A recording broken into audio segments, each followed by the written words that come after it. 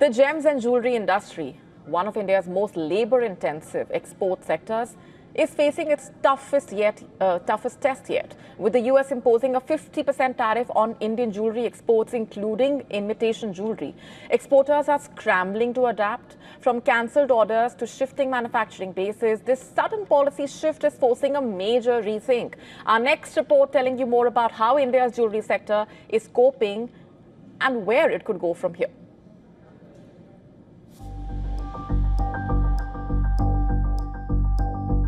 India's imitation jewelry market, once a riding wave of double-digit growth, has suddenly been dealt a harsh blow.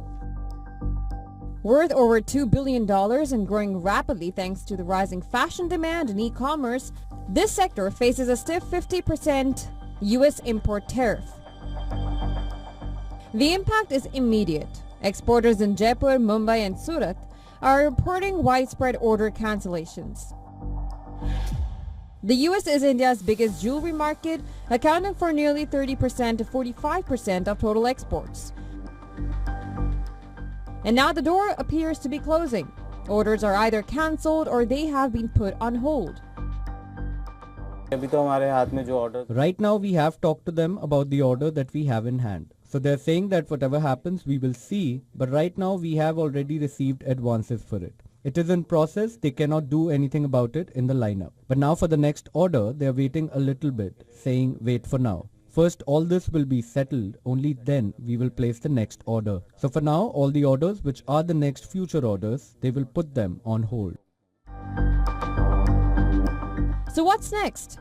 Well, for many businesses, the first response is to look outward.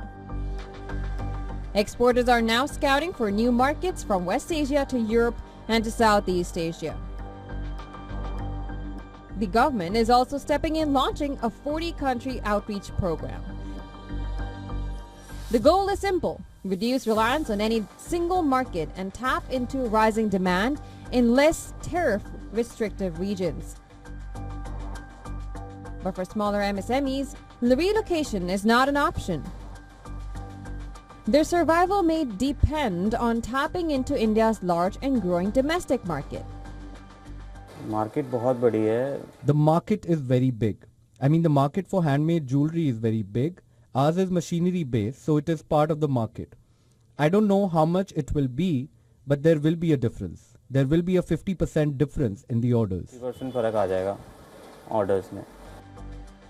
The idea of sustainability is a bit foggy. For exporters, keeping the garage filled is not an option, but at this stage, there's a problem in storing raw materials and the final product. It is only for 3 to 4 months. I will be able to do it only for 3 to 4 months. Nothing. I will be able to do it. Amid the disruption, one thing is clear: the sector is at an inflection point. If these efforts succeed, they could lay the groundwork for a more diversified and resilient jewelry export ecosystem in the long run. But exporters are feeling the pinch of Trump's tariffs. The way forward can only be that we will have to make it more affordable. Either we will have to compromise somewhere in the quality so that the rates can come down and then they can get the same rates which were there earlier. But it is not known how possible that is. A complete workout will have to be done on it.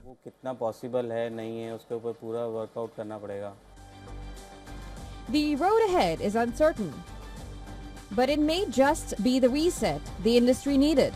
But the question now is, can India turn this short-term shock into long-term strength? Business Bureau, WION World. To stay up to speed with the latest news, download the WION app and subscribe to our YouTube channel.